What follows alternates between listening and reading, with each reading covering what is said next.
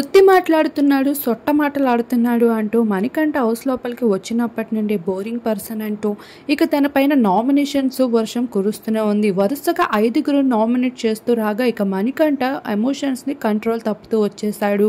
తన బాధని ఒక్కొక్కటిగా చెప్తూ తల్లి చనిపోయినప్పుడు ఆఖరికి కట్టెలు కొనేందుకు కూడా డబ్బులు లేవని, ఇక తన బిడ్డతో కలిసే అవకాశం కూడా కోల్పోయానని, చనిపోతున్న నాకు బిగ్ బాస్ దేవుళ్ళ అవకాశం ఇచ్చాడంటూ చాలా బాధపడుతూ తన మనసులో మాటలన్నీ చెప్తూ ఉండగా ఇక హౌస్ మేట్స్ అందరూ చాలా ఎమోషనల్ అవుతూ వచ్చేసారు. ఆఖరికి కన్నీళ్ళు పెట్టుకోకుండా ఉండలేకపోయారు. ఇక ఆఖరికి నైనిక సైతం ఎమోషనల్ అవ్వకుండా ఉండలేకపోయింది. సీత ఏకంగా మణికంఠని హక్ చేసుకొని చాలా బాధపడుతూ కనిపించేసింది.